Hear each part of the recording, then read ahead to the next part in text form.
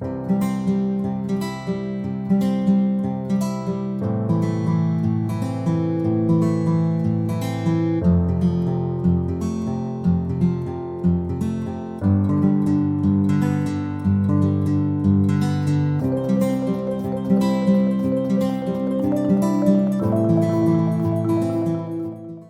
a vocalist for our church. Yes, let's hold that.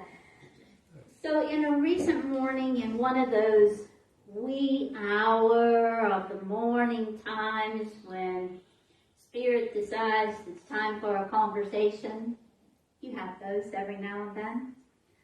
I woke up in a wee hour hearing, touch through me, touch through me, touch through me. Continuous stream. And it wasn't a surprise because Carlotta was coming today, and I always ask her to sing this song, Touch Through Me. So I knew that was happening, so that was in my mind. And then, without warning, much to my surprise, came these words: how can I touch through you if I can't touch you? Whoa. Got my attention. Because didn't I spend a lot of time inviting Spirit to lead me on my way, inviting Spirit to guide and direct my coming and my going? I thought I did. And then I sat for a little longer and I thought about those moments, those choices, turn left, turn right, go straight. When I thought about those times when I was going it alone, those times that perhaps I wasn't inviting Spirit, or if I was inviting Spirit, I wasn't following. I might be listening, but I wasn't following what I heard. Okay, we have a conversation going then. So that presence and power that moves in the universe, in all of us, that we feel, we all feel that. When we pause, we can feel it. It's this willing presence that's the source of us. That willing presence is in every cell of our body, every tissue, every ligament, every bone. And we can invite that still small voice to speak to us, and we probably do. And then we are called to follow that. Called to follow that voice that will never lead us astray, or we can do it our way and have those consequences, that outcome, that cause and effect.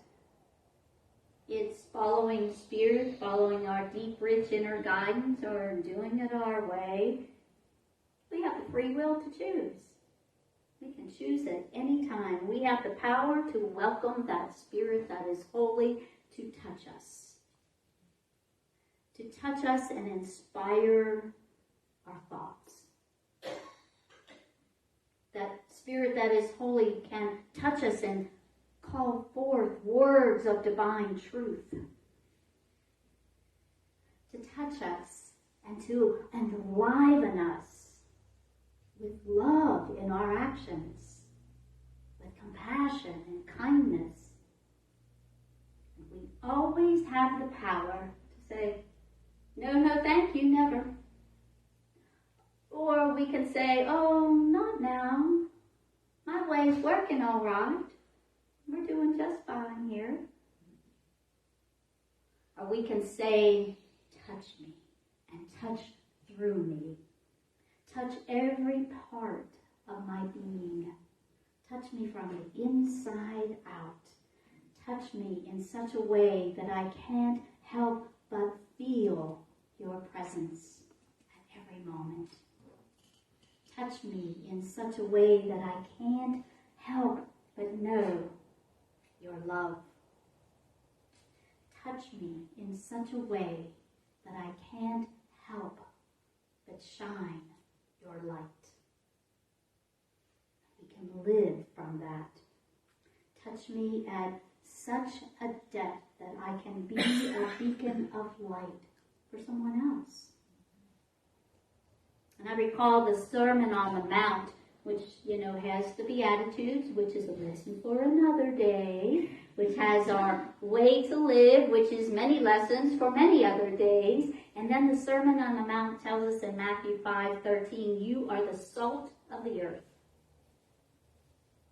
But if the salt loses its saltiness, how can it be made salty again? It's no longer good for anything except to be thrown out and trampled underfoot. This salt represents our thoughts as they understand love and they follow that divine truth as Jesus taught.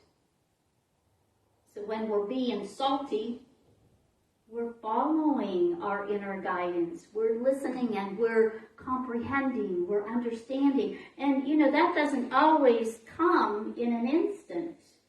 You might have a whoa of your own, or you might have a not yet. But when we understand that spiritual truth, we can live it out loud and in our world, just like our fifth principle tells us to. It's not enough to know, we're to live it. And that's what the salt is. And when we don't practice our saltiness, when we don't practice our spiritual principles and practices, we lose that. We lose that understanding. And we can remember at any time, and we can begin again. That's the good news. We can begin that again. And then the Sermon on the Mount continues in Matthew 5:14-16. You are the light of the world. A town on a hill cannot be hidden. No one lights a candle and puts it under a bowl. Put it out on the lamppost so that all who are there can see that light. That's what you are. You are that light of the world. So I'm asking you, how do you let your light shine? Are you hiding it and keeping it dim and keeping it hidden? Or are you letting it shine for the whole world to see? How are you letting your light shine? So this presence that is that essence and energy of all that is, by the many names we have for it. Some call it divine love, some call it source, some call it spirit, some call it great spirit, universal love, higher power. Oh, there's this real temptation in me that I'm working really hard to resist. You want to know what it is? There's a little cheeky part of me that says, this essence and this energy doesn't even mind if we call it spaghetti. It'll respond the same. That's what I resist saying. Because that's what I believe that essence is. It doesn't need a name. It's a feeling, as James Dillard Freeman says. It's a feeling and a faith. It's a palpable energy. Can you feel it? Amen. Yes, you can feel it. Yes. That touch is through all of us. It touches through each and every person here in a very unique and special way. I have said this many times over the years, and I suppose that I'll say it many more times. But this light that shines at you, it shines in a way that it doesn't shine in anybody else or as anybody else. It's distinct and magical and mystical. That's you. That's the light that is you. Each of you, each of us, express that divine presence, that spark of divinity that is ours. Express it in a way that nobody else does, because nobody else can. I believe that right now, today, there is somebody waiting, ready, and perhaps even asking to feel that presence in a way that only you can show it. Love in a way that only you express love. So be love. Somebody is waiting and ready and asking for compassion in only the way you show it. So be compassionate. And somebody is waiting for kindness as only you can show it. So be kind. Somebody's waiting for generosity of spirit in only the way that you show it. So be generous. The way that I or Steve or Carlotta shows these God qualities is all different. I can promise you that you don't want me singing for you, and you certainly don't want me handling the technology of the church that Steve does. Don't want that. Our God qualities show up differently in everyone. So it's different in you, Sheila, and you, Cynthia, and you, Penny, and all the things that we do in life. So don't waste time trying to mimic somebody else or be like somebody else. You be you, and that's a plate full, and that's more than enough. That's plenty. Yes. It's unique and marvelous ways that God shows us you. And Scripture tells us, for in God we live and move and have our being. It's that individual spark of divinity in each of us. Psalms 139, 13 to 14 says, and this is one of my go-to scriptures, but I'm going to read it so that I get it correct. For you created my innermost being. You knitted me together in my mother's womb. I praise you because I am fearfully and wonderfully made. Your works are wonderful. I know that full well. Now this only became one of my favorite scriptures when I really understood what fearfully meant.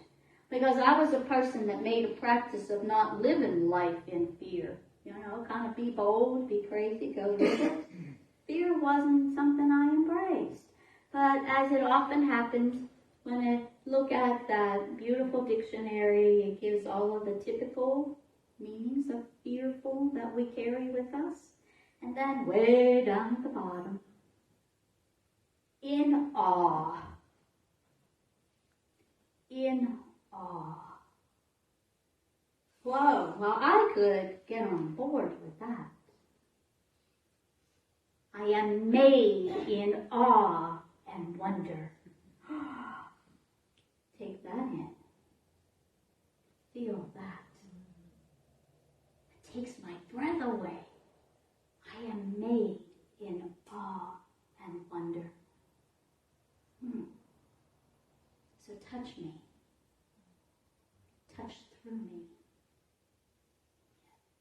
This is why it's very important to understand that this Bible, beyond the literal words, into deeper meanings. So when we study that Bible, it's important to have that Webster Dictionary, that Metaphysical Bible Dictionary, that revealing word, time to take in those things and ingest them. So how might we invite that Holy Spirit to touch as us? The movement is spirit is always ready, is always there, always palpable and vibrating. Just like the flow of electricity for you at home and for us in this chapel, behind every switch and outlet there is this flow of electricity. But we have to flip the switch. When we walk into this chapel on Sunday morning, we have to turn on the switch for the electricity to flow. We have to turn on the switch for it to flow to our washing machines, our kitchen appliances, our heating and our air conditioning. It all has to be plugged into that source. The light bulbs that fill our room with light. So too, Spirit is ready right there, right beneath the surface, ready to ignite us. ready to take that spark into a big fireball, an explosion of light and love and all that God is. We have a gift of free will.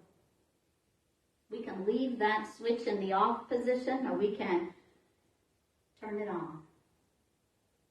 We can turn on that switch and invite Spirit to ignite us, to be our light, to be our compass, to be our true north. And when we welcome that Spirit that is holy to move in us and to express as us in our world, in our church communities, in our family, we can experience that divine flow of Spirit, inspiring us always, every moment, every breath, every thought. We can have that as our intention. And then we know that what we hold in our mind as our intention with enthusiasm and consistency, what happens? Comes into manifestation. Just as Charles Fillmore says in that invocation, we invite the Spirit to touch us and to touch through us. When we flip the switch to ignite the power to guide our lives is described by Reverend Wayne Muller. You may have heard of him. He's an amazing author. And he says this: we must be willing to listen with the ear of our heart, to hear the voices and forces that guide and inform both our own heart and the heart of the world. It is a vital, intimate relationship to be in this eternal conversation. I think that says it so beautifully because it is an eternal conversation. We can check out of that conversation. We can check back into that conversation in any moment. This is allowing Spirit that is holy, to touch us and to touch through us. And as we will hear in just a moment, it asks that our hands reach out, not to keep space between us and another, but to pull them into our circle of love. So we reach out our hands as an invitation. The words are pure, guided by Spirit, from kindness, from helpfulness, from inspiration. And we respond with this loving presence, with compassion to all who are in need. So touch through me. I mentioned this song that I invited Carlotta to sing has really special significance for me. For many years, I volunteered as a chaplain in Parkland Hospital in Dallas. And I would wake up at 4 in the morning to be there by 6, ready to pray with people who were preparing for surgery that day. It was an honor in those moments.